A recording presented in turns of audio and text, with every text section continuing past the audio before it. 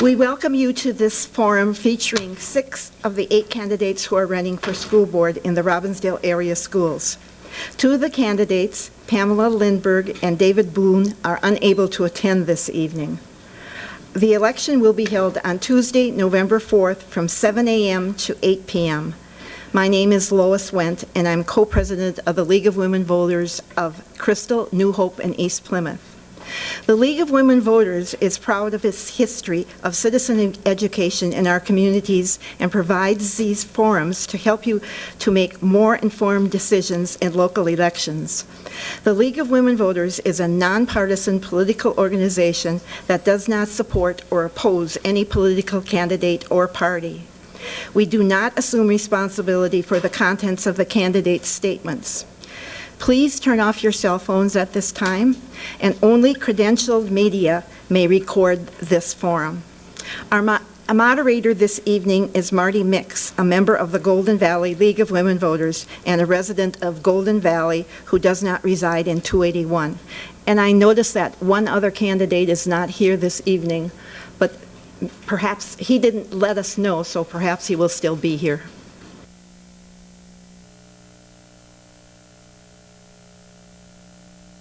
Well, good evening. It's a pleasure to be here, and it's so nice to see a large crowd like this. There are, as Lois said, 8 candidates who will be running, and there's going to be 4 seats. As she said earlier, 2 of the candidates, David Boone, Pamela Lindberg, are able to be here tonight. Ron Stoffel is planning to be here. We're just hoping that he will come before the end of opening statements. So the 8 candidates, let me just introduce you to the 5 candidates that we have here. Andrea Bejarano-Robinson, Mark Bomchill, Patsy Green, Michael Herring, Jeff Houle, and again, waiting for Ron Stoffel. So let's give them a big round of applause and make them feel welcome.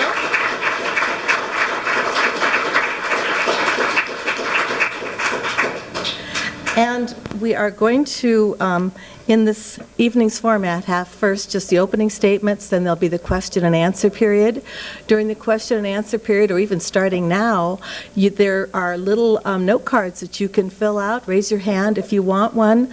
The league members are standing there with cards available for you to ask questions. It will start off with the opening statements, which are 2 minutes, and then the answer period will just have 1 minute to answer questions, and then there'll be a closing statement, which will just be 1 minute. Again, we'll be using questions from the audience, as well as some online questions that had to be received before the forum to be included. All candidates may answer any question, whether or not it was directed to them, and candidates may take up to 1 minute to answer, as I said. At the end of the period, I'm just repeating myself, we go to the concluding statements.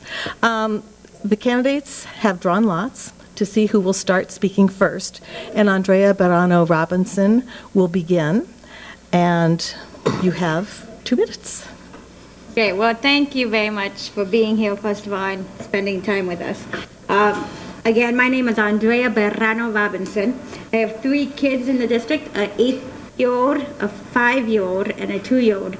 And I have lived in the district for 6 years. I bought a house in the district about 5 years ago. And so I plan to be here a long time. I have an invested, personal investment in the district, my kids being in the district. I live in New Hope, and then I have also been very involved in the district. I've chaired the Special Advisory Council for the last 3 years. I've recently stepped down due to my campaigning. And I've served and continue to serve on the Legislative Action Coalition. I'm a certified parent support provider for the National Federation of Families for Children's Mental Health. I was the president of a nonprofit, Tourette Syndrome Association of Minnesota, for the last 2 years. And then I am a member of the League of Human Rights Minnesota. I am the treasurer of that organization. And I've served and currently serve on the Governor's Interagency Coordination Council, which deals with Part C funding, which is early childhood special ed. All of my children have received early childhood special ed, early childhood family ed. I have my third grader gifted and talented, and I also have spent incredible time in the school district volunteering at the local level with the PTOs, PTAs of each of my kids' schools. So my mission is to invite and promote community involvement. And so I hope that you will consider me a viable candidate and vote for me November 4th. Thank you. Thank you. And Patsy Green drew the lot to speak number 2. Thank you. And thank you to League of Women Voters for hosting this forum. These are great public service. And thank you to the audience. We have a great turnout tonight. I really appreciate that. I am Patsy Green, and I am seeking re-election to the Robbinsdale School Board because I am committed to providing the highest quality education for all of our students and ensuring that our resources are used where they make the biggest impact, and that's in the classroom. I firmly believe our school district is in a strong position to make these things happen. Through hard work and solid management, we have accomplished much, including the greater financial stability, strong student academic growth. We've opened a new school, the School of Engineering and Arts, and we've seen our enrollment decline turn around. Also, working with board member Tom Walsh, who I believe is here tonight, he and I jumped in to reinvigorate the Seven Dreams Education Foundation, and this past year they have given almost $100,000 back to the school in classroom grants and in other donations. Most importantly, we have a new strategic plan, the Unified District Vision, which gives us a clear direction. And with all these key pieces in place, we are much better prepared to meet new challenges and new opportunities that will come our way. I am part of a current school board that works together efficiently and engages and listens to all stakeholders in the district. I ask for your vote on November 4th to continue the path we are on and to continue to strengthen our district for the benefit of everyone in our communities. Thank you. Thank you very much. Michael Herring drew the lot to speak 3rd. Hello. Again, thank you to the League of Women Voters. Audience, thank you for being here. I am Michael Herring. I am running for school board. I am a Golden Valley resident where I live with my wife and have for the past 10 years. We have 2 small children that are 4 and 18 months. I'm a lawyer. I practice law in the city of Golden Valley, and I'm running for the school board because I believe education is the single best investment we can make in our children's lives. It is the reason I'm sitting in front of you today here is because I've had a quality education. I had a quality education in one of the strangest places of all to get that education, because all you'll hear is how bad the schools are in Mississippi. I'm not a native Minnesotan. I'm a Mississippian by birth, or excuse me, not really birth. I was born in California. But I grew up in Mississippi, and I'm a Minnesotan now, and I have been for quite a while, and I'm not planning to leave because I don't like hot summer. I love our summer. I'm running because I was in poverty. I lived in poverty. I know the value of education, and I want us to be able to communicate. Our school board needs to be able to communicate that better. The parents, we need to engage the community. We need to engage community leaders, not just city councils and mayors. We need to engage the leaders of communities. Drive the message that education is key. Education is the key in achieving not a world without poverty, because we'll never get to a world without poverty. But it can help. It can't defeat poverty, but we can make a huge dent in poverty. That's the reason I'm running. I'm running because we need quality education for all our children. Thank you for being here. Remember to vote on November 4th. Thank you very much. Jeff Houle was the one who drew for number 4. Hi folks, my name is Jeff Houle, and I'm asking for your vote on November 4th. To start with, thank you to the Crystal New Hope East Plymouth League of Women Voters for sponsoring this forum. My wife and I have lived in New Hope for 20 years, and we have 2 students who have only known Robbinsdale area schools. I'm an architect and project manager with 25 years of problem-solving experience. led design teams and educated user groups, always driven by real-world schedules and budgets. I've always felt it important to give back to the community that I live in. I've spent 12 years on the New Hope Planning Commission. I was elected to the church council and teach confirmation at Holy Nativity Lutheran Church. I was active with our elementary PTSO, and I am finishing my second year as president of the Armstrong Falcon Football Booster Club. I was appointed to the 2009-2010 Robbinsdale Divestiture Committee, which ultimately led to the selling of Kavanaugh and Winnetka Learning Center and the retainage of Pilgrim Lane, New Hope Elementary, and Olson. Besides being a parent, I'm also a taxpayer. I understand it is critical money is spent effectively. The reality is there is a finite amount of dollars. Programs that are needed and successful should be continued. Ones that are not should be improved or eliminated. A school district of choice for families within and outside of District 281 will help protect residential property values, something that should be important to all homeowners. I am proud to say that I have the support of a variety of District 281 residents, families, teachers, educators, and retirees. Dan Stauner, a New Hope City Council member, had this to say: "You are a diligent and thoughtful member of the commission. You put in the time and effort to study and understand the issues that come before this commission. You are not afraid to challenge assumptions and ask tough questions. You will be a strong advocate for quality education and a great addition to the school board." I've been active in the district for many years in a variety of roles. I still have children in the district, and I am familiar with many of the issues we face. I would like to represent all residents of Robbinsdale area schools and ask for your vote on November 4th. Thank you. Thank you. And then we'll hear from Mark Bomchill. Good evening, and thank you as well to the League of Women Voters and for everyone that has come out here tonight to support this meeting. My name is Mark Bomchill, and I've been so privileged to have served for the past 5 years on the Robbinsdale Area School Board. I'm a 281 parent and a former PTA president. I originally ran for the school board and am seeking re-election because I care so much about public education and the students. Since my time on the board, working with the current board and Superintendent Sicoli, we have cut $18 million from the budget without compromising the classroom. We are a fiscally responsible board. I have been and will continue to be visible in the schools and at school events, seeing firsthand the issues that the schools have as well as the successes, which has given me proper perspective to serve effectively. I listen to your concerns and suggestions. I care deeply not only about your tax dollar, but especially about every child in this district. I am proud of my relationships with the City Council and mayors of the cities that serve our district. In addition to working with the Special Education Advisory Committee and Community Education, I've worked with the Brooklyn Bridge Alliance, a coalition effort from several different districts and communities that provide and correlate activities during free time for our youth. I've also organized outreach projects helping parents and guardians become advocates for their students while introducing them to adult education and early education. I'm asking for your vote on November 4th. I want to continue the work that I've started and continue to be an advocate. I'm a teacher-endorsed candidate. I ask you to vote Mark Bomchill and to vote yes twice on the referendum. Thank you. Well, Ron Stoffel is not here, so we will then go ahead with the audience questions.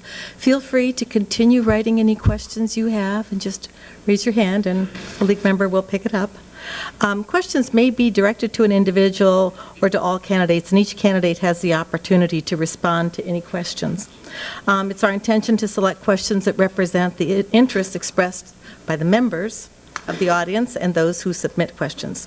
We do reserve the right to consolidate questions if there are several on one issue, so that as many issues as possible may be covered during this period.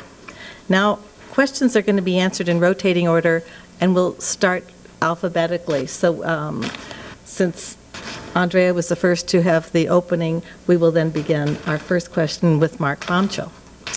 So here's the first question. How will you impact Robbinsdale's ability to compete with surrounding districts? Great question. And I'm a big believer. Well, for one thing, the question 2 on the referendum, our technology question is big. We're one of the few districts in the area, I believe the only district in the area that does not have a technology piece. So that alone will allow us to compete on that level. Working with the current superintendent, we are providing some wonderful teacher education and teacher development. Different programs that have come in through the district that we are spending money on, quality education, and making that worthwhile investment in our teachers, in the infrastructure of the school, which will continue to provide the students of 281 a fabulous education and keep us competitive with the neighborhood districts and exceed all expectations. Thank you. Patsy Green.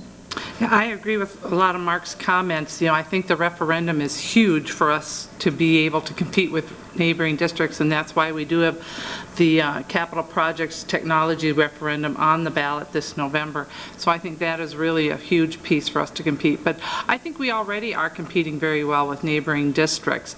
And one of the things we've also done is open the new STEAM school, the School of Engineering and Arts, to respond to a lot of families that wanted that would have left the district possibly if we hadn't opened that school. That went through a lot of study before we opened that. And then also getting out in the community and letting the people know just the great programs that we do have and the awesome work that is going on in the district. We are competing, I believe, very well with our neighbors, and one of the things we need to do is let that be known even more. And we have been doing that. We've been getting out. This board has been actively getting out in the community, sharing the word about the great things going on and making sure people are aware of our options. But yes, voting yes on question 2 on the ballot will make a huge impact on our ability to compete with neighboring districts. Thank you. I will let candidates finish their sentence, but then I will interrupt.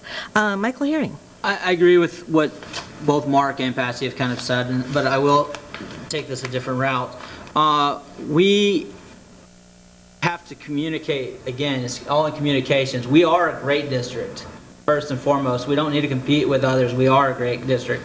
And that's what we first need to take away, is we are a great district. So we need to change that narrative. There is a narrative out there that we're not competing with other districts, but we are. We've got to change that. We've changed that through communication. We changed that by engaging the community and engaging our parents. That's what we got to do. That is in the strategic plan. Patsy's referenced it once. That's in the strategic plan. We need to implement this plan, especially goal 3, and move forward with it. We got to change that narrative. We are a great school district. Thank you for that question. Thank you. And Jeff Houle. Again, the referendum 2 questions are critical that they pass. For us to compete, class sizes and technology, absolutely. In the STEAM and Spanish immersion programs like that, IB and AP are also critical, because the reality is families do have choice.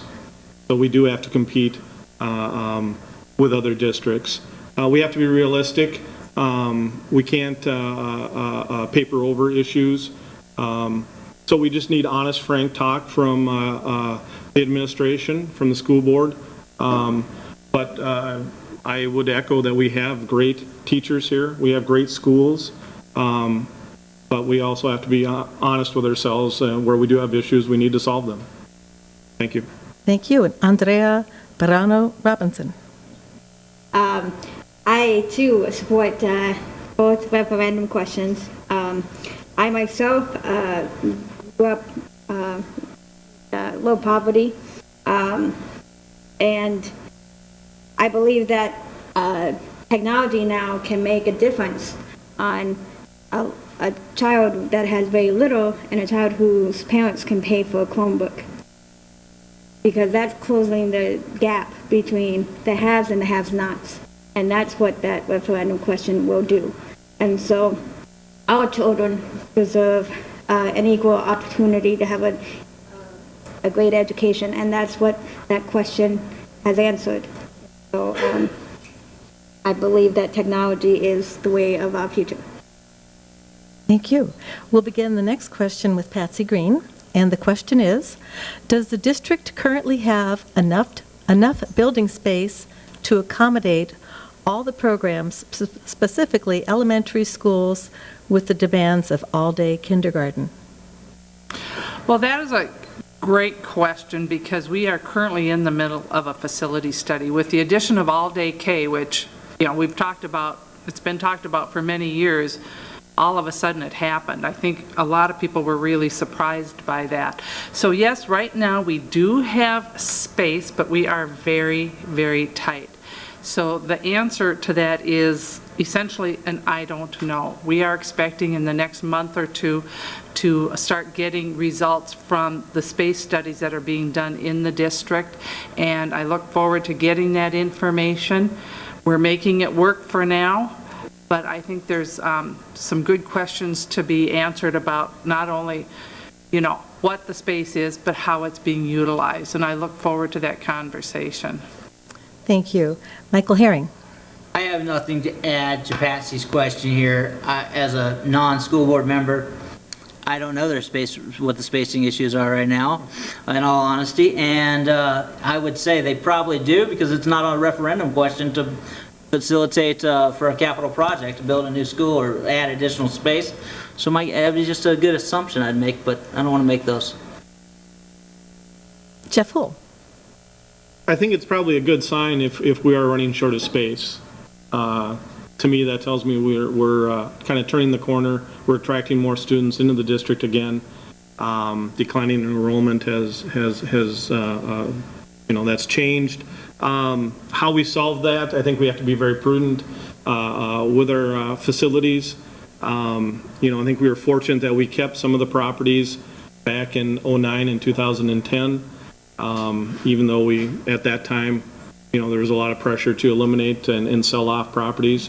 So hopefully the district, I think, is in a good position to address, issues if it does turn out that we are short on facility space. Thank you. Andrea Bejarano-Robinson. So I have had the privilege of attending most of the school board meetings the last 5 years, so I have heard the conversations between the school board members and the district on this particular issue, and I've not always agreed with the district and or the school board on the direction that they've taken. And I don't agree that Kavanaugh or Winnetka should have been sold. They were being utilized.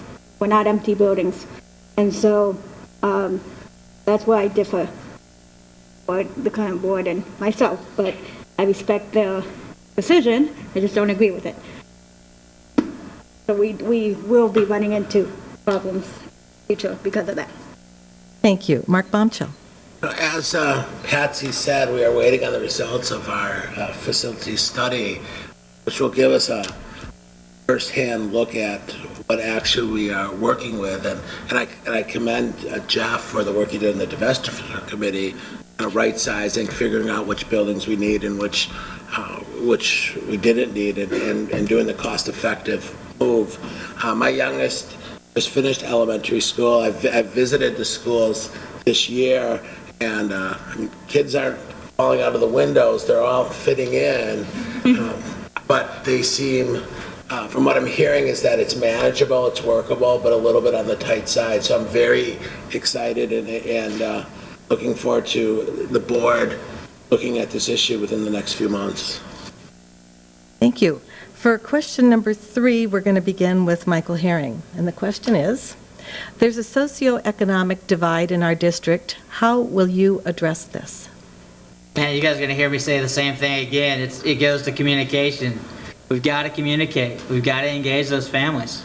That's my message when I go out talking. We've got to engage the family and the community to solve the socioeconomic issues.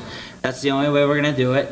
And it's not, we've got to get out there and do that. We have to have a robust communication plan to figure out how to stress the fact that quality education is the way out of that situation.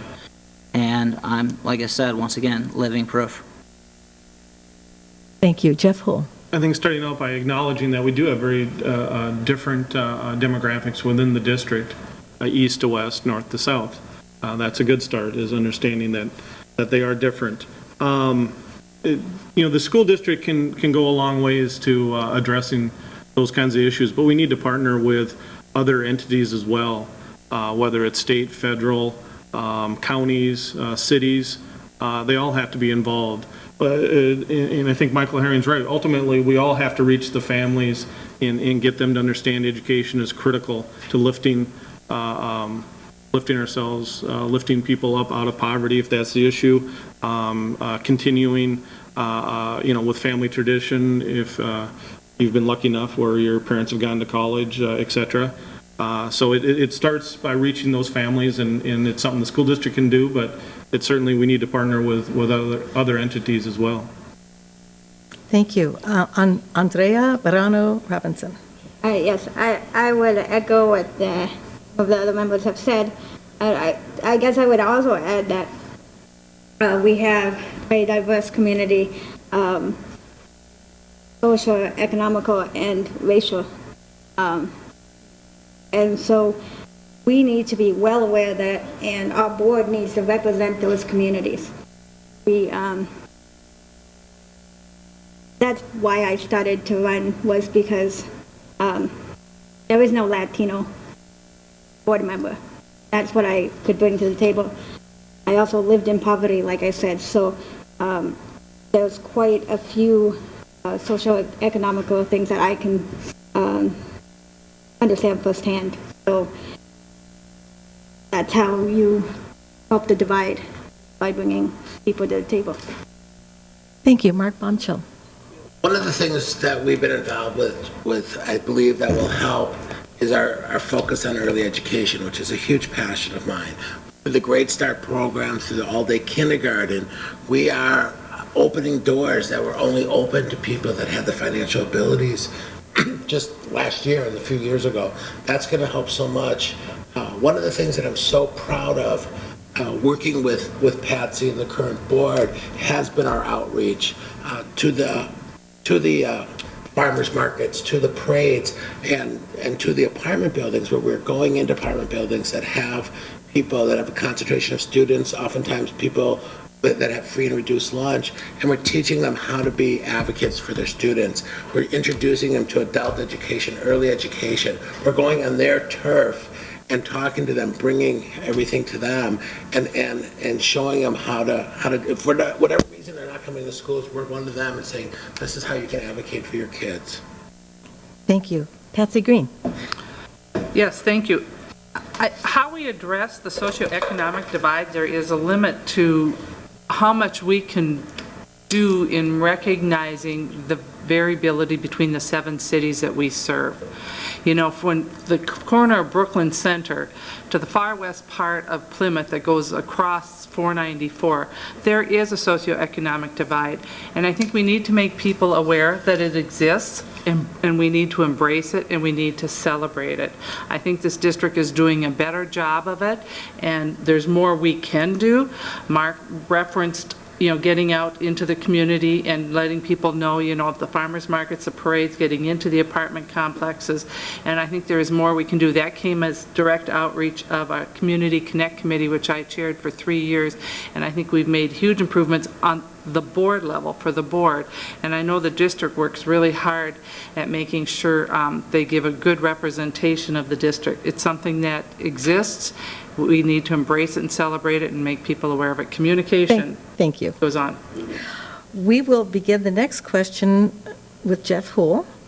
In light of the recent tragic deaths of high school sports players due to head injuries, do you think the district as a whole needs to implement changes to our sports programs? If so, please specify what specific actions you would recommend. It is a real issue. I've got a son who has had concussions playing football, so I think I understand where the question's coming from. But he loves football and he loves to play the game. And so we've done everything we can to make sure he's properly equipped and so he can go out and play, and he hopes to play Friday night under the lights. For a lot of kids, after-school activities, whether it's football or band, is critical. It's why they're in school. It's why they do well in school. We have to find avenues for them to stay in those activities. I think parents, families have to be involved in that discussion. It can't be something that is made at a school board level. It's going to require a lot of discussion. Thank you. Andrea Bejarano-Robinson. TBIs, traumatic brain injuries, is a real problem. I played soccer as a youth, and I can attest that that it's a real thing. And so, as far as football is concerned, I know that the administration that deals with the league has recommended that districts look at what kind of headgear they're providing for the students.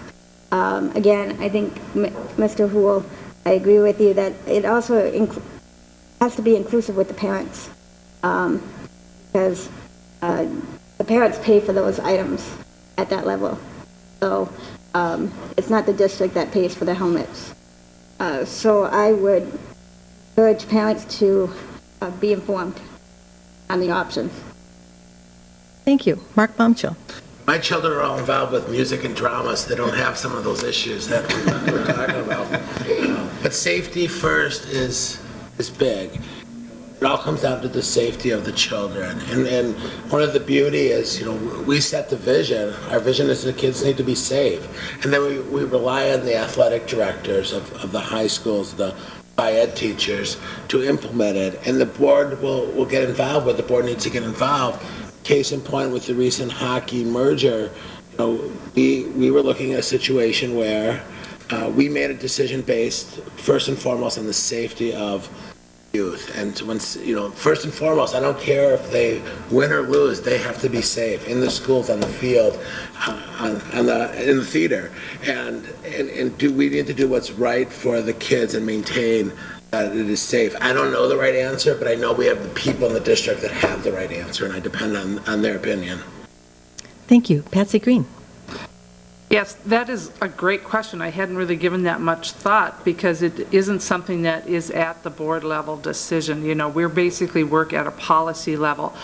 But I think when it comes to the safety of our students, there would be definitely a board concern about that. And in talking with a couple of coaches, they have talked about how coaching has changed dramatically to much more skill building and training the students and athletes on how they go about their moves, their actions, or whatever. And they really work a lot more on skills than brute force. In the past, there used to be a lot more brute force. The hockey, the checking, and check them hard, and in football, the tackling. And I had a female, and my daughter played hockey, so it goes across, both genders. And I think that was a great point. I think, as Director Bomchill said, that'd be interesting to hear, from the athletic directors at some point how they are addressing it. But it is not a board level issue. Thank you. Michael Herring. As Patsy said, it's not a board level issue. It is, in my mind, a parental issue in a lot of ways. I do believe safety first, but it's going to come down to parents. I was talking with Jeff prior to the start of this forum about, I'm lucky, I have two girls, and I don't have to make a decision of letting them play football. I had the opportunity to play football. I played through high school, I played a little bit in college, for about a week or two in college, and then, then I realized those guys were a lot bigger than me. But I had the opportunity, I was recruited, I had the opportunity, I loved playing. I wouldn't want my daughter, if I had a son, I wouldn't want them playing. But that's a parental choice. I have had so many concussions, I don't even count, I've lost count. But I wonder how much smarter I would have been. I might have got into Harvard. I don't know. But I will say, once again, parental choice. Thank you.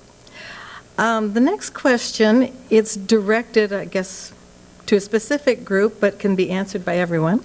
If you received the endorsement of Education Minnesota, and by the way, Andrea, you'll be answering this one first.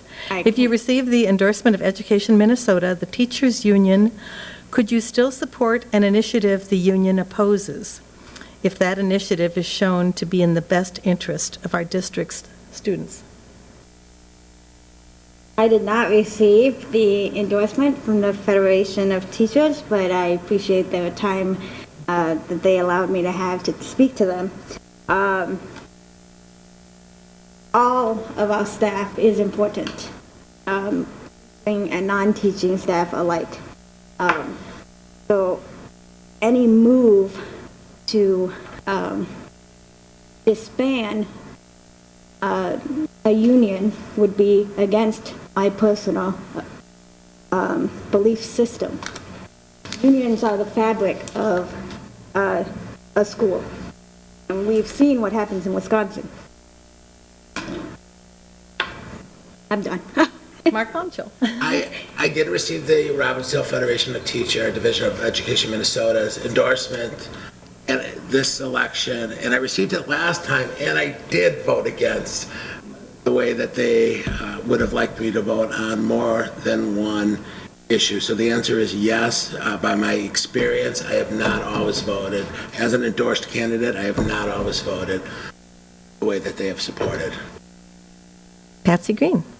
Well, I do not have the teacher's endorsement this time. I had it the previous times I ran, but I did not have it this time because I did show my independent streak.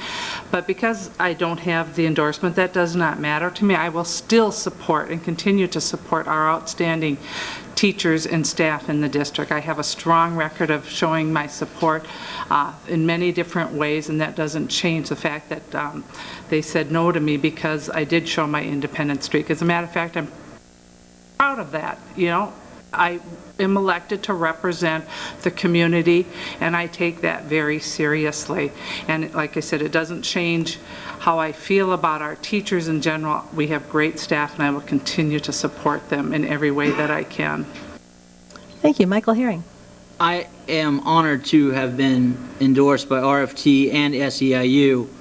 I will answer this question, though, however, the same way I answered it to both of those organizations, in that I would like to see the facts, listen to the facts, and see long-term studies before I make any type of move. So my answer is I will listen, I will gather facts as I'm trained to do as a lawyer, and then ultimately come and make a decision. I can't tell you on a hypothetical yes or no today, and I won't give that answer. I won't give a yes or no answer. I will answer it. I will listen, I will take everything into account, and then I will move forward. Thank you, guys. Thank you. Jeff Houle. I did not receive the endorsement, maybe too, I am a bit independent, I guess. But the union has an important role. I think clearly teachers, educating our children, there isn't any more noble profession out there than teaching. If I was king for a day, they'd be paid like rock stars and football superstars. But no, I think it's important to listen to all sides. They obviously have a voice. They are very knowledgeable about some of the topics. My role will be to listen to them, listen to opposing views, and then make the best possible decision. I'm fortunate, I guess I wouldn't be beholden to any group at that point, other than parents and the taxpayers of District 281. Thank you. Thank you. We'll begin the next question with Mark Bomchill. And the question is, please discuss the referendum questions on the ballot. Tell us the impact if question 1, which is the excess levy, does not pass. How would you balance the budget? Do you want me to repeat that, or you? No, Okay. I don't, yeah. You might by the time you... I'm gonna steal my esteemed colleague, board candidate Michael Herring's answer and say we don't know the information yet. And, if it did not pass, I think it would be a horrible, the amount of revenue the district would lose would be devastating. And to say we would raise classrooms, we would raise classes, I don't know. I mean, obviously class size right now is one of the lowest in the area, would go up. What else would be cut? I would have to look at everything, but it would be devastating to the district. It did not pass. We are dependent on that money, and it serves the students well. Thank you. Patsy Green. Well, if it doesn't pass this year, I can guarantee you I will push very hard that we come back out next year to pass it. We have that experience from the past, and I really don't think our community wants to go down that road. It was not a fun time. And yes, there would be cuts made. We're talking about a minimum of $20 million out of the budget. So you can just imagine yourself where those cuts would come from. We are very proud of our lower than average class size. I think it benefits our teachers very well and our staff, and that would probably change. We know that would change. It changed in the past, and then programmatic cuts, and then families get upset, and then they leave the district, and then we have to make more cuts. It's not pretty, and I predict it is not going to happen this time. I've been out there campaigning very hard for Yes 281 because I think it's very important, and I don't see it failing, because I believe this community really supports our district. They believe that strong schools are very key to strong communities, and they are going to support it. Thank you very much. Michael Herring. Well, I don't think the question can be answered in a minute, for one. So, vote for it, yes. It would be my first thing. Second would be, it would be tough. You're talking $20 million, 5 elementary schools. It's too much to discuss in a minute, or I think I got 30 seconds, maybe in just a few seconds, of what would happen if that doesn't happen. You're talking, like they're saying, larger class sizes, programs getting cut, and like Patsy said, people leaving the district, then more things get cut. Please vote yes. Thank you. Jeff Houle. Again, $20 million from the budget would be difficult. Somebody asked me, why do you want to run for school board if you know that's a possibility? You might have to be on that board, eliminating programs and teachers and doing horrible things. Well, somebody has to. It's important. We have to find the best possible solution if that's what the voters decide. Obviously, I'm supportive of the two questions. I hope it doesn't come to that. As Patsy said, we have a chance next year. Hopefully we don't have to do that. It was difficult in 2007 and 2008 to go down that road. But everyone should understand that there's no way to cut $20 million without impacting class sizes, staff sizes, in potentially schools again. Thank you. Thank you. Andrea Bejarano-Robinson. I'd have to listen to the colleagues on my left here, the two that have been on the board, Patsy especially, since she's seen what happens when a referendum is not passed. That's a scary thought for me, but one that I obviously have to take into consideration. But I don't think that it won't pass. I believe our community is strong enough in the belief that they don't want to repeat 2007-2008 school year. So I would say that I'm not too concerned that it won't pass. We have very educated community members. Thank you. The next question will begin with Patsy Green, and the question is this: how would you connect with families to retain their students so they don't open enroll elsewhere? More than 1,000 students leave the district for schooling elsewhere. I love that question. That's one of my priorities, is to retain more of our students. And we have about a flat enrollment in and a flat enrollment out. And I think one of the things we need to do, and I would like to do as one of my priorities, dig in a little deeper as to why those families leave us and do more to retain our own families. We do know with opening the C school, the new STEM school, that has allowed us to retain more of our families. I also think some of the things we're doing, just getting out and promoting the district and telling people about it, has benefited us with the predicted decline in enrollment that leveled off and is now starting to tick up. we've been connecting. Like I said, I chaired the Community Connect Committee for 3 years, and we've made a real effort, the board itself, to get out in the community and talk with people and do more that way and let people know what the good things are going on in the district, but also to listen. I think listening is really key to why people leave the district. Thank you. Michael Herring. I'd like to see a survey done of those people leaving the district to find out why they're leaving. Would be nice, so we could listen to them. And then, once again, we're going back to my, what I've harped on up here, is communication, engaging the community and the families. Got to do it, and that's how we're going to retain them. We also retain them. Mark made an excellent point about our ECFE program. My daughter isn't at ECFE tonight. She would be. She would just be getting out of class right now, but because my oldest daughter is at dance. We've also been very active with the ECFE. It's a great program. But when I look around the room, then there's 12 families. It's people that are educated. It's not reaching the people that we want there every day at ECFE or filling the classrooms. We need to have a more robust ECFE program. We need as many families as we can to get involved with ECFE. So we get them in the program early, see that our district is a great district, as I've said, and go from there. Thank you. Jeff Houle. We need to offer programs of choice for parents.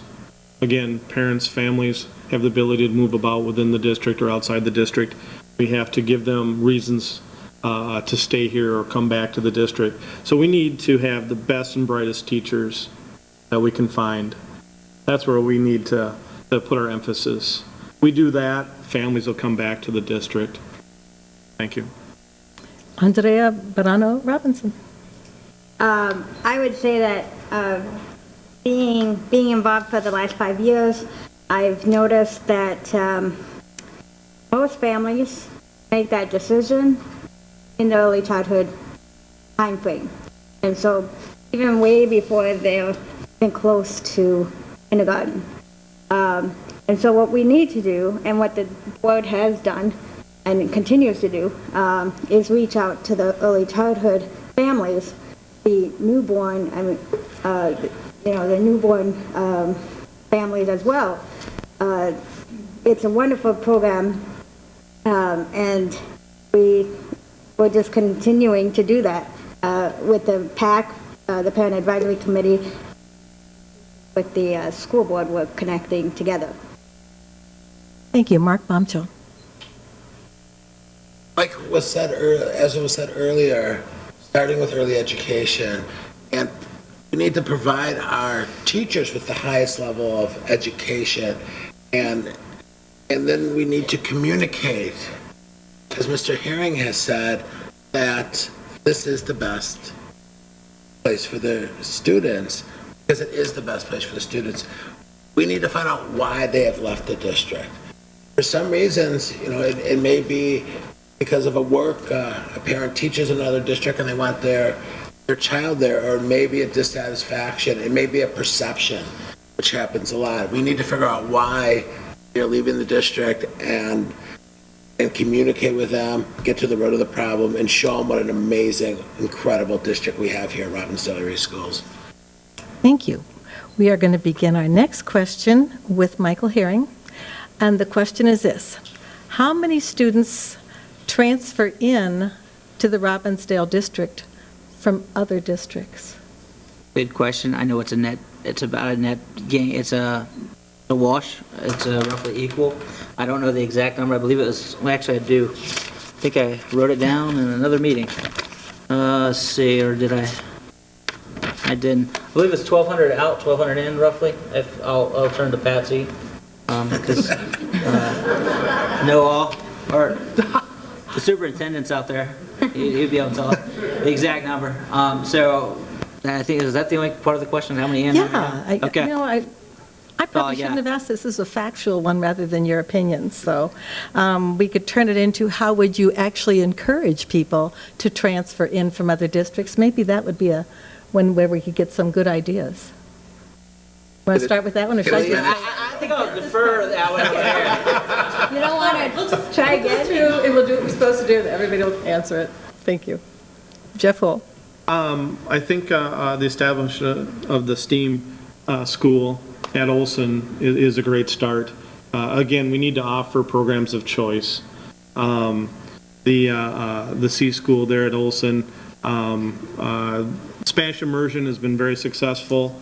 We need to continue to strengthen IB in the program at Cooper and the AP offerings at Armstrong. We need to promote that within the district and outside the district as well. Thank you. Thank you. Andrea Bejarano-Robinson. Well, I would say that this is a big district. We have 2 high schools, and we have 2 opportunities to, in my opinion, to entice out of district families. We have the AP and the IB programs. Spanish immersion is great, and so is the C school. But I think the IB and AP programs will lend well to the being college ready, workforce ready. All right. Mark Bomchill. I'll do my best to answer it, even though I'm not 100% sure what the question is. I know. My apologies. The question originally started out with how many transferred in, and it was just a factual thing, so we kind of turned it around to how would we encourage more people to come into the Robbinsdale district? And tell the great story of Robbinsdale area schools. We do have 2 great high schools. We just talked about at our last work session about expanding our alternative high school, Highview, and opening that up for more people. Tell the story. We have great teachers. We have great programs. We have great athletics. We have a wonderful school board. We have an amazing superintendent. and tell the story that our teachers are the best. Our class sizes are smaller. This is where you're getting a quality education. Our art program is great. And this is the place to be. Just tell our story, show them what we have, invite them in. International students, a great addition to our schools. Invite them in, tell our story. Thank you. Patsy Green. Well, our enrollment does vary day to day. I'm guessing our inward enrollment is between 1,100 and 1,200 students, give or take. And like I said earlier, it is pretty flat with our outward enrollment. And then to attract students in is, I agree, tell our story. Actually, the opening of the C magnet school was one of the things to allow more families that wanted to come into our schools, even in some of the other districts. Some wanted to come into the magnet programs, but they also wanted to come into a lot of our other schools. So that was one way we were able to allow more open enrollment. Then to attract more open enrollment, I agree, communication, tell our story, and then getting out there, making that effort to reach out and get out there and tell about our great stories. So we do have a lot of great programs, a lot of great things going on. We do have waiting lists in some areas of the district, believe it or not. We have people that want to come in, and they come in from many districts for many reasons. Thank you. And Michael, I feel badly. Did you want to add anything to that? I can add my 2 cents again of communication. Okay. We have a great district. If we want people to come in, communicate it. There you go. Thank you so much. Okay, we're going to begin the next question with Jeff Houle, and the question is this: how can we get more value in education experiences, such as more college credits from high school classes? Do we have teachers certified to teach enough of these? I think the question can be answered talking about the AP program at Armstrong and then the IB program at Cooper. My experience is there's a number of offerings at Armstrong for the AP students. The IB program as well at Cooper is a great opportunity. I don't know that it graduates many students from the program, but it certainly gives a number of students the opportunity to experience that program. Thank you. Andrea Bejarano-Robinson. Yes, well, there's This is a wonderful question.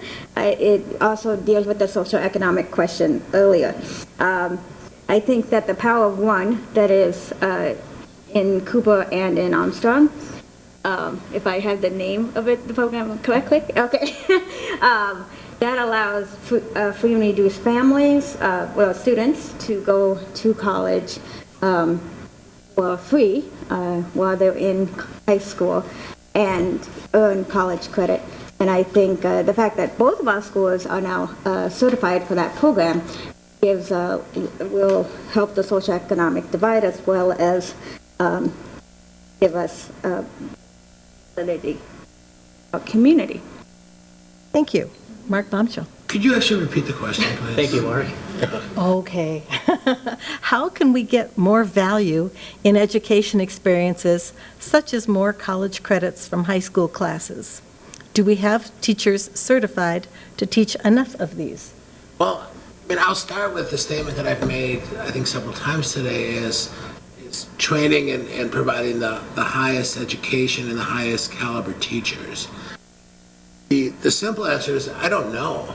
I don't know exactly what it takes to do that. I'm very proud that many of our students, our high school students, are receiving college credits.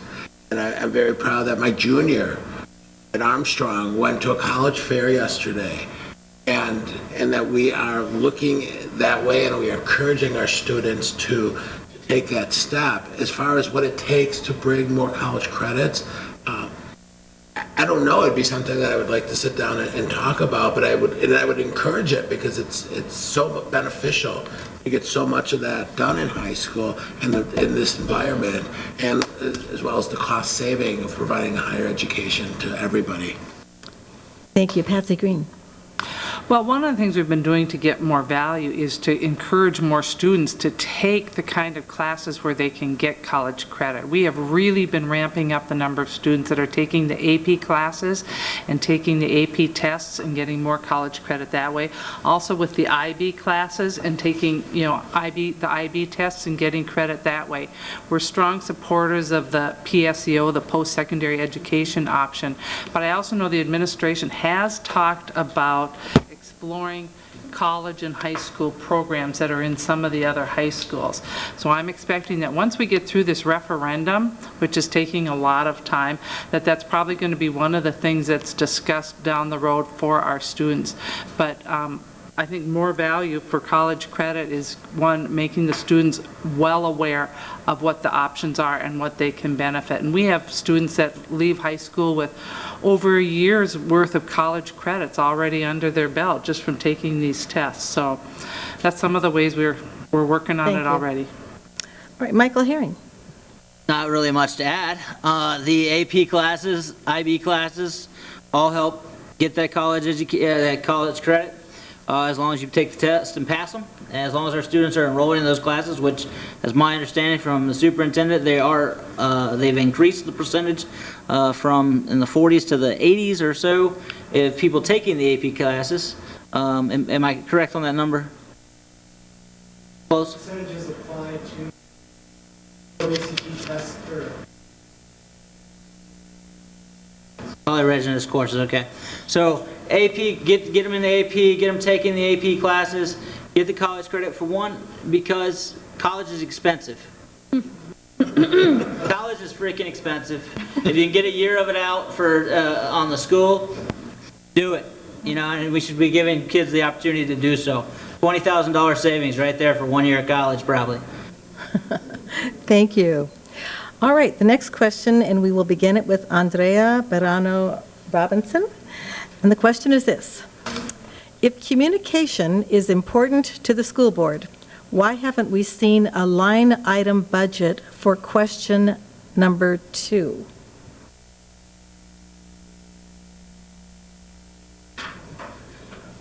Shall I assume there's a question number 2 on the ballot? The technology one. Oh, thank you. Okay. Can you repeat that question? Sure. If communications are important to the school board, why haven't we seen a line item budget for question 2 on technology? Well, since I'm not a current school board member, I don't know why we haven't seen one. I would defer to my colleagues to the left to answer that question. That's a current school board question, not a, sorry, I can't answer. I guess in the spirit of communication, what is specifically information is this person asking for that is not being given? The technology piece, and why I don't have the memorization of where every piece is going, the literature that's on site, online, and the ability to ask specific questions as to where everything is going is pretty accessible online as well. Last night we had this very similar forum. So I guess I would need to communicate better to the author of the question to what specifically is missing from the literature of that's being provided. Thank you. Patsy Green. Yeah, I agree. Believe me, once the technology referendum is passed, when it is passed, it will show up in the budget, but it will probably show up under capital projects. It'll show up under staff development. It'll show up on, in the classrooms. So it'll show up in different areas in the budget. But you can't put it in the budget if it hasn't been passed and we don't have the dollars. So you want the money first, and you're going to give us the answer. No, please. Thank you.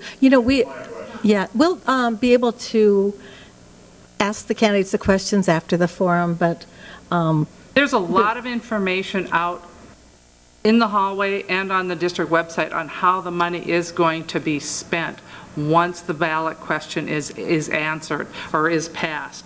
So there's a lot of information out there on how it is going to be utilized.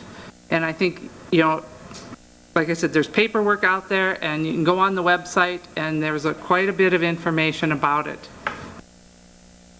all right, Michael Herring. I'll answer this quickly. The technology plan is on the website. I've looked at it today. It does break out where the technology is going to be used. It goes whether it's staff development, whether it's whiteboards, whether it's new network upgrades.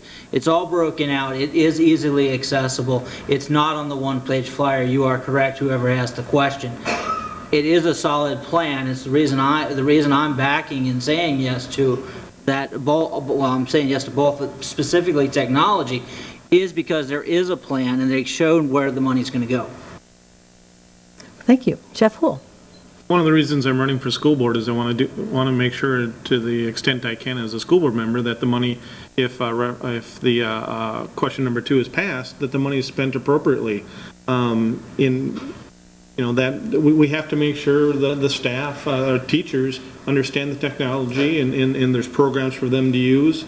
So it really starts there. Michael's correct. There is information on what the monies will be spent on, but I certainly am concerned adding additional tax dollars, but my focus would be making sure it's spent wisely. Thank you. Thank you. We will begin the next question with Mark Bomchill, and the question is this. If elected, what is your number one priority for the district? And give one example of how you would approach this. If re-elected, what would my number one priority be for the district? I don't know if there is a number one priority. I would have And to how say, you would approach it. I would continue with the top quality education, safety for every student. We have that every student learns, gets every advantage in a safe learning environment. And how would I approach that? To continue to educate the teachers, to continue to put the resources in the classroom in the teachers' hands so they can do what they do best and teach our children, to continue to set the vision and let us know that regardless of every situation, children comes first, regardless of race, creed, color, they're put first. Thank you. Patsy Green. My number one priority for the school district is academic excellence and success of all students. And the ways I would support that is the new program that the district is working on right now. It's the National Urban Alliance, which is training our teachers. Many of our teachers and most of our, not most, but several of our schools are taking this training. And it's how to work with a diverse student body and how to reach out to them and have an engaging classroom. Because we know if students are engaged and they feel respected, they're going to learn better. They're going to be better learners. And that is my number one priority, and the board just voted on the contract for that project. The other things are the supporting, the staff development that goes along with that, and the other programs we have in the district, like response to intervention and positive behavior specialists that we have. We have a lot of great programs, and we just had a great response from teachers at our work session Monday night talking about how it is working. They feel like they're making a big difference in the classroom with the new training. Thank you. Michael Herring. It's like going to be a remix here again. So everybody's, basically my number one priority is engaging community, engaging families. We do that, we know we can improve the quality of education for all students. We do that by doing more than what's being done currently. My understanding with engaging community, there's a information share between the 7 cities that are comprised the school district. We need to do more than just exchange information. We need to work together. We need to partner together to engage each individual city and engage the people within those cities.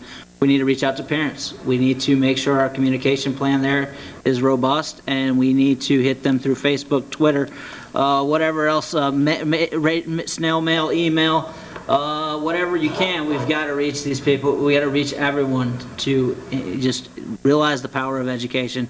If we get them engaged, we can change the quality of education for all students.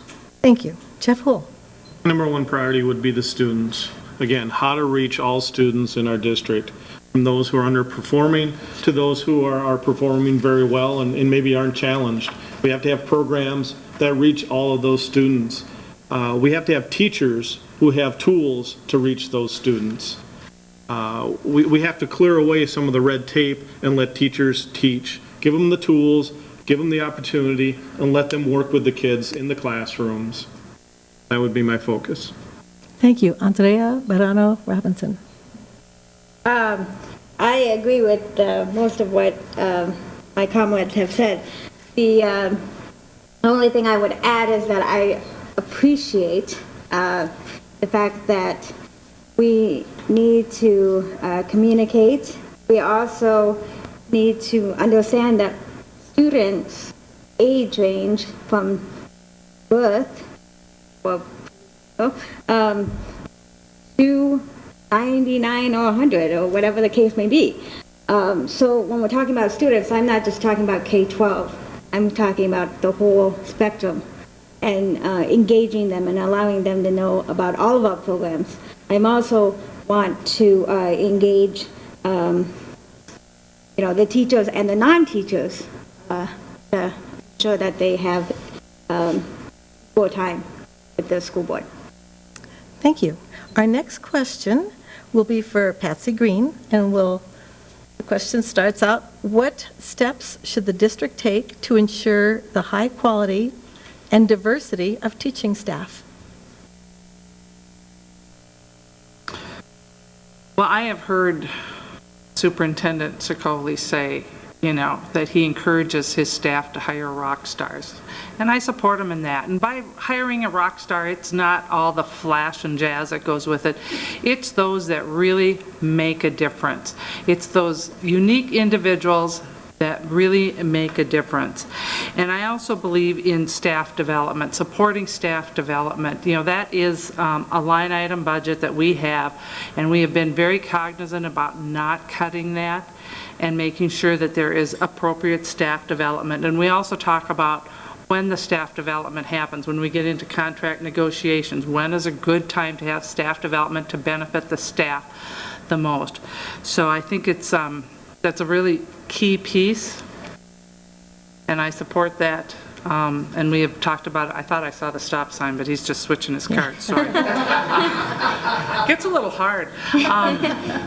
So anyhow, yeah, we've been working hard to ensure, that we have great staff development for our teachers. Thank you so much. Michael Herring. Let's first start off by saying I think we have great quality teachers here in the district, and the superintendent and his staff continue to hire great quality educators. How we continue to attract quality educators is a bigger question, a more fundamental question of how we pay our teachers. And this is something I have shared, and now granted, it's not a conversation that the school board can have much effect on, is in the pay. But what we can do is advocate. We can advocate as a school board member over at in St. Paul for a better, higher wage for teachers. When you look at the starting wage for a teacher, you're talking $30,000 for somebody that has a 4-year degree. That's with about $30,000. I think it's $32,000. Or like number 60, I think, on the list of high, of income, median income majors out there. When you look at, I can be an accountant or engineer. We have teacher at like number 60. We got to change that. Thank you. Jeff Houle. We need to hire passionate teachers who are, we need to hire teachers who are passionate about education. If you've had kids who've gone through the district, they've had teachers, you've met those teachers who really reach them and get them excited about the different subjects. So that's where we have to start. And then we have to give those teachers opportunities to work with the kids, whether it's during the school day or after school, through band, through drama, through soccer. A lot of those teachers are also coaches. They want to work with the kids. We have to find avenues for that to happen. Thank you. Andrea Bejarano-Robinson. We were just talking about this at the ICC this morning. But we need to, at a district level, we need to engage higher education and see what they're doing to promote the education system in higher education so that we can recruit good quality staff. Now, good quality staff goes all the way from bus drivers to the teachers and to administration. Every district staff has an impact on every student, and so we need to engage everybody on the spectrum as well as higher education, because I think that's important too. Thank you. Mark When I was at my child's conference yesterday, we sat down with his English teacher, and I said, oh, my other son had that teacher there, and she said, I had that teacher there too, as my teacher. My point is, we could raise them up. We're an education facility. We can, because our teachers love their jobs, we can talk to people about the teaching profession. We can work with people like Rob Rivera at Hamline University and Augsburg College that give scholarships to people who come from diverse backgrounds if they go into teaching. Yes, we could recruit and we should recruit, and yes, we should tell our story, but we could raise them up. We could teach people the love of show them what an honorable profession it is, pay them correctly, and ask them to come back, because we have a lot of students, a lot of teachers in our district right now who were students in our district. We could show them the love of teaching and what an honorable and wonderful profession it is. Thank you. We're now at that time of the evening where we come to the closing statements, and we are going in reverse order of the opening, so we will begin with Mark Bomchill for your 1-minute closing statement. And once again, thank everybody. Thank you again for tonight, except for the guy that keeps telling me to stop. But we are a very strong, very diverse district. We have made tough decisions, and we are committed to the highest level of education and being fiscally responsible, being transparent. We are a diverse community, a diverse school district, and we have embraced it. One of the things I wanted to bring up too, We have an arts program too at Northport, the Turnaround Arts Program working with Purpich. We are out in the community. We are transparent. And I ask you for your support and your vote on November 4th. I've been so privileged, so honored to serve these past 5 years on the Robbinsdale Area School Board, and I want to continue the work that I've started, working with our wonderful council people, working with our communities, working with the wonderful parents, guardians, the students, the teachers, and because we have an amazing, wonderful thing here at Robbinsdale Area School, please vote for me November 4th and vote yes twice. Thank you. Jeff Houle will be next. Great public education is critical to our collective success, and that is why I'm running for Robbinsdale Area School Board. Success might mean different things to different folks, but we all benefit from quality, vibrant, and effective schools. They help maintain property values, create a positive community, and train tomorrow's doctors, engineers, and business owners. All graduates of Robbinsdale Area Schools need to be career or college ready. I will work to see that we have programs in place to achieve that goal. I've lived in New Hope since 1994 with my wife and 2 children, and we have been involved in various school groups, from elementary PTSOs to district restructuring and divestiture committees to athletic booster clubs. I've been in the schools, talked to teachers and parents, and understand the challenges facing the district. I can call upon my 25 years of experience as a problem solver, working as an architect and a project manager in the private sector. I'm a parent, a taxpayer, and a proud champion of quality, effective public education. I ask for your vote on November 4th. Thank you. Thank you. Michael Herring. Again, thank you guys for attending. Once again, communication. No, I'm just kidding. And thanks for laughing at my jokes. My wife doesn't think I'm funny. No, I'm passionate about education because of what I've been able to achieve with mine. And I know it's the key to a great future. That's why I'm running. We have a great district. We need to proclaim it, yell it from the mountaintops. But we also need to engage the families, engage the community, work with our leaders. I have been very involved in the community. I see Linda down here in the front row. I sit on the Prism's board with Linda, which Prism is a food shelf, if you don't know that. It's down in Golden Valley. Golden Valley Human Services Fund. All kinds of different involvement with Golden Valley Rotarian. I'm active in the community. I want to continue to give back to my community. And I thank you for your time. And really remember to vote November 4th. I don't think I need to remind you guys to do that. You're here. So vote for me, though. Thank you. Patsy Green. Hi, thanks again to the League for hosting this great forum and for this great audience for coming out. Some of those questions were actually pretty tough, got tripped up a little bit. But if I am returned to the board, I believe I will provide experienced leadership that will continue the focus that we have on student success and addressing student needs, and also supporting our outstanding educators and staff that we have.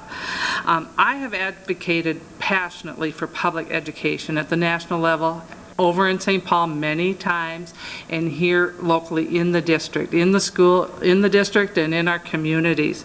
And I was recognized this past January as a top school board member in the state. I am proud of our school district, and I'm proud of my service to the school district and our communities. I am Patsy Green. I'm asking for your vote on November 4th to be re-elected to the Robbinsdale Area School District. And please remember to turn your ballot over to vote for me and vote yes twice for Robbinsdale Area School District. Thank you. Thank you. Andrea Bejarano-Robinson. Aren't you glad that's the last time you have to say that?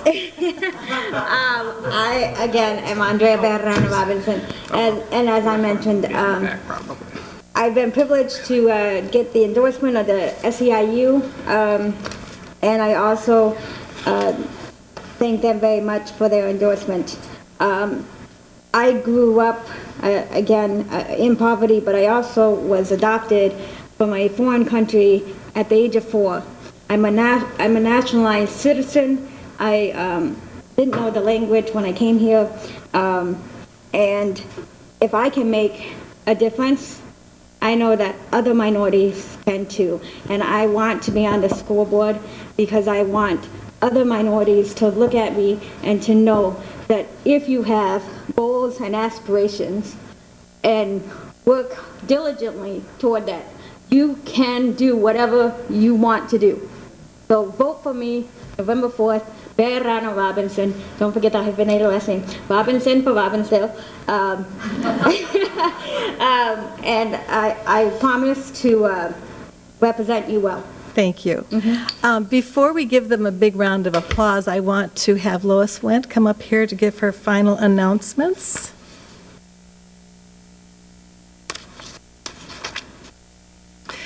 We would like to thank the candidates and our moderator, Marti Micks, for participating in this forum. The election will be held on, I think you've heard that enough tonight, on Tuesday, November 4th from 7 a.m. to 8 p.m. If you are not a registered voter, you may register at the polls if you have been a resident of the state for at least 20 days before the election, have a valid Minnesota driver's license, learner's permit, or Minnesota identification card, or receipt of any of these, showing the correct address in the precinct. You may complete a voter registration form provided by our league over on that table this evening if you have not registered or have moved since you last voted.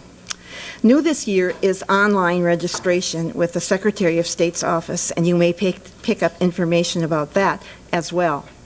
This pre-registration ends on October 14th. You may still register on Election Day if you are accompanied by a registered voter in the precinct who will take an oath along with the election judge that you qualify to vote in that precinct. You must also have identification showing that you are a resident of the precinct. If a member of this audience or our cable TV audience feels that an issue has not been adequately addressed, the League of Women Voters urges you to contact the candidates directly. There is a table in the hallway outside this room where candidates have left their campaign literature. The League of Women Voters encourages informed and active participation in government, works to increase understanding of major public policy issues, and influences public policy through education and advocacy. Membership is open to men and women of all ages. For more information about the League of Women Voters, visit www.lwvmn.org. We wish to thank the Robbinsdale Area Schools Media Services for cablecasting this evening's forum. It was on live. It is on live. The forum will be replayed on Channel 22 on the following dates. And there is a little half sheet over there that tells these dates too.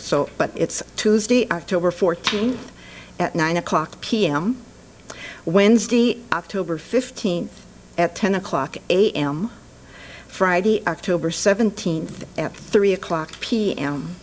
This forum will be streamed on the District 281 website. Thank you all for attending, and now I guess we can give our round of applause.